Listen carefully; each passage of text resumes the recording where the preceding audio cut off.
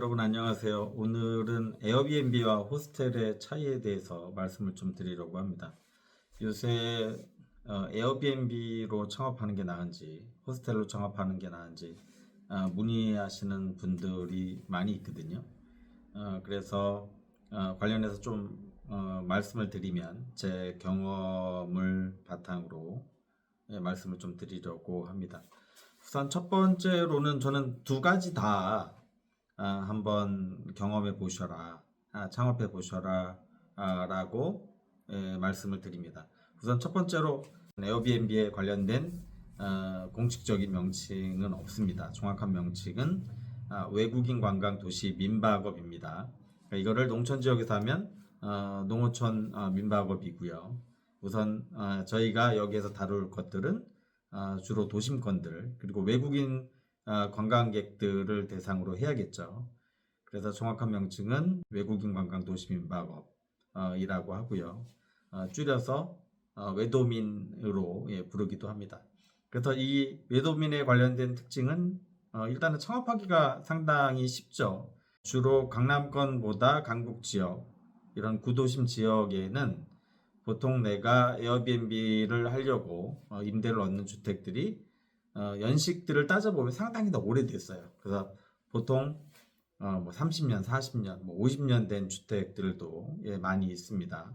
그런데 30년 이상 된 주택들은 안전에 대한 문제 때문에 기존의 인허가 관청에 서가를 안 해줬어요. 그런데 이것들이 이제 풀렸습니다. 풀려서 뭐 관련된 것들의 안전진단을 좀 받는다든지 아니면 좀 뭐 구두로 넘어가는 경우도 있고 그래서 이런 것들이 이제 구마다 또 틀리긴 하지만 우선 기본적으로 30년 이상 된 주택도 외국인 관광 도시 민박업을 할 수 있게 풀어줬다.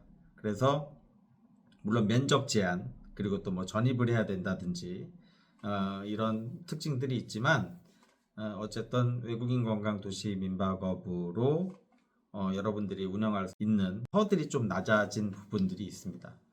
그리고 여러분들에게 왜 외도민을 먼저 시작해 보라고 말씀을 드리냐면 나중에 뭐 저 같은 경우는 외도민, 그다음에 뭐 일반 숙박업, 그다음에 한옥 체험업 관련된 숙박업들은 다 제가 직접 허가도 받아보고 운영들을 해봤던 것 같아요. 지금은 호스텔 위주로 하고 있지만 그리고 관광 호텔 위주로 하고 있지만 생각보다 관광 호텔 인허가를 받고 영업하는 것이 쉽지 않습니다. 대신에 한번 인허가를 받아놓고 운영을 하게 되시면 또 그 이후에는 별다로 할 일이 없다. 그래서 에어비앤비로 시작하는 것이 가장 쉽게 그 다음에 수익을 얻을 수 있는 방법이다. 하지만 이제 호스텔과 비교하면 당연히 230제곱미터 미만에서 여러분들이 운영을 해야 되고요. 물론 또 편법으로 인허가 받아 놓으신 걸로 또 몇 개 하는 경우도 있지만 홍대라든지 명동 쪽에 보면 편법으로 해서 이렇게 확장해서 운영하시는 분들도 있습니다. 외도민의 특징을 얘기하자면 일단 오픈하기는 쉬운데 확장성이 좀 작은 부분들이 있다. 그런데 호스텔업은 어쨌든 뭐 관광 숙박업이죠. 관광과 관련된 인허가를 받기는 사업계획 승인을 받아야 되니까요. 쉽지는 않지만 대신에 객실이 10개든 20개든 100개든 제한이 없다. 그리고 외도민과의 차이를 비교를 하자면 외도민은 일단 외국인 관광 도시 민박업이라는 기준 자체가 내국인 숙박은 제한이 됩니다. 물론 또 내국인 숙박이 지금 아름아름 되는 부분들도 있지만 그리고 또 관련된 것들이 내국인 숙박을 할 수 있도록 관련 규제가 풀린다는 얘기도 있습니다. 하지만 현지 시점으로는 일단 내국인의 숙박은 제한이 됩니다. 하지만 호스텔은 그런 관련된 제한들이 없고요. 그래서 그런 것들이 조금 더 확장성이 있고 숙박업을 제대로 할 수 있는 그런 기준점이 된다. 그리고 당연히 뭐 이런 제한들이 없다 보니까 수익성은 상당히 높을 수 있겠죠. 우리가 흔히 얘기하는 규모의 경제를 가져갈 수 있습니다. 그래서 이런 것들이 호스텔과 에어비앤비의 차이라고 볼 수 있고요. 그리고 어쨌든 외국인 도시 민박업은 아까 말씀드린 230제곱미터 미만, 그러니까 우리가 평수로 환산을 하면 한 70평 정도 되는데요. 그러니까 70평에서 객실을 만든다라고 하면 보통 뭐 복도 빼고 뭐 이런 공간들 그리고 어쨌든 우리가 취사할 수 있는 뭐 공간이라든지 이런 것들이 있어야겠죠. 그러면 객실을 많이 넣었을 때 한 6, 7개 정도가 들어갈 겁니다. 그러면 6, 7개에서 우리가 얻을 수 있는 수익이 얼마일지를 계산을 해보시면 금액이 나오겠죠. 그래서 초기에 진입하는 것들은 어렵진 않지만 이제 확장성이나 그다음에 향후 수익률은 호스텔에 비해서 현저하게 떨어진다. 그런데 제가 어떤 부분이든지 한번 창업해 보라고 말씀드리는 부분들은 외국인 관광 도시 민박업도 어쨌든 고객과의 소통 그리고 현재는 무인화로 많이 이루어져 있죠. 가령 고객의 예약 확정이 이루어진다라고 하면 관련된 뭐 레귤레이션이나 예약 관련된 것들, 그다음에 체크인 관련된 것들을 메시지를 통해서 뭐 이렇게 전달하곤 합니다.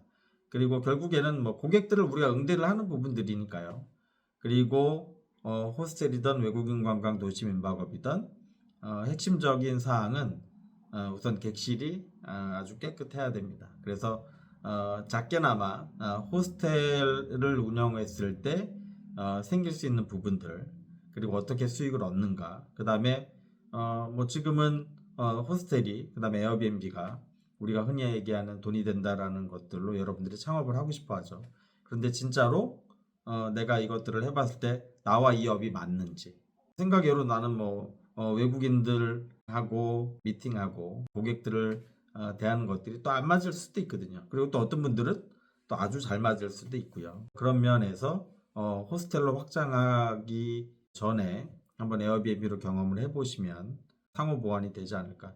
그리고 호스텔은 기본적으로 여러분들이 물론 인허가도 상당히 까다롭지만 어쨌든 제대로 된 시설을 가지고 좀 볼륨감 있게 해야 되겠죠. 저 역시도 20여 년 전을 생각을 해보면 처음에는 작은 객실을 가지고 내가 실행을 해본 후에 그리고 나서 하나 둘씩 확장했던 그런 기억들이 납니다. 그래서 호스텔이든 에어비앤비든 만약에 창업할 수 있는 공간이 있다라고 하면 우선 빠르게 시작해 보는 것을 저는 권해드립니다. 그리고 에어비앤비 같은 경우에는 실질적으로 많은 비용이 들어가지 않거든요. 여러분들이 가장 쉽게 할 수 있는 것들이 보통 뭐 다세대나 다가구 정도 다세대에서 가장 많은 사이즈들이 방 3개 있고 그다음 화장실 하나 있는 그런 종류의 주택 형태 매물들이 많이 있겠죠. 그럼 보통 보증금 2, 3천, 뭐 1, 2천에 120에서 150 정도 임대료들이 책정이 되어 있을 겁니다. 그러면 실질적으로 저는 보증금은 투자 금액에 넣지는 않거든요. 왜냐하면 내가 나중에 받을 수 있는 금액이니까. 그럼 실제적으로 인테리어 하는데 보통 한 1, 2천만 원 정도면 충분히 창업 자금으로 오픈까지 가능한 그런 수준이 됩니다. 그래서 내가 어떤 그 자영업을 하면서 그 정도 비용이 안 들어가는 사업은 요새 없거든요. 만약에 그냥 간단하게 치킨집이라든지 아니면 커피 전문점을 창업을 하더라도 기본적으로 몇 억이 들어가는 시기니까요. 제가 최근에 그 자영업자들 창업에 대한 데이터를 봤더니 평균적으로 1억이라는 돈을 내가 투자했을 때 얻어갈 수 있는 평균 수익률이 200만 원 언저리 정도 되더라고요. 이게 따지고 보면 돈을 투자를 하고도 근무도 더 많이 하실 겁니다. 그런데 최저임금보다 못 벌어가는 수준이더라고요.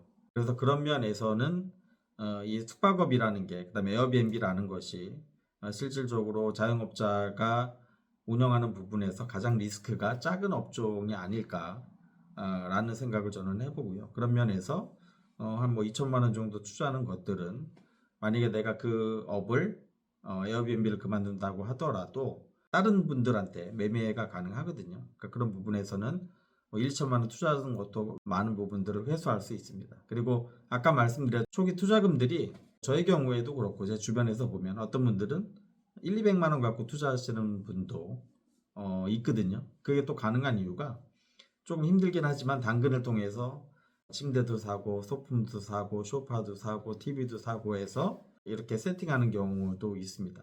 그래서 창업하기에 어려움이 없고 그리고 다른 자영업에 비해서 이 창업 리스크가 아주 작다라고 말씀드릴 수 있습니다. 그래서 지금 시기가 참 좋으니까요. 외국인들은 저도 요새 이제 책을 하나 집필하고 있는데 관련된 데이터들을 보면 향후 전망이 너무너무 좋습니다. 앞으로 적어도 5년, 10년 동안 꾸준하게 외국인들이 한국을, 서울을 방문할 거고요. 그다음에 외국인들이 우리나라를 방문하는 숫자들은 매년 두 자릿수 이상 꾸준하게 성장할 겁니다. 그리고 제가 보기에도 서울이 가지고 있는 경쟁력이, 그다음에 K컬처가 가지고 있는 경쟁력이 작지 않아요. 그래서 그런 부분에서는 우리가 있는 이 업종, 특히 뭐 숙박업에 관련된 것들, 그 중에서도 외국인 관광과 관련된 숙박업은 크게 걱정하지 않아도 시장 자체가 워낙 강하니까 한번 창업해 보시기를.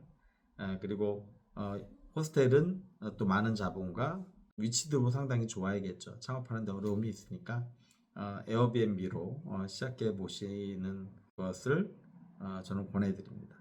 다음 시간에 만나 뵙겠습니다. 안녕히 계세요.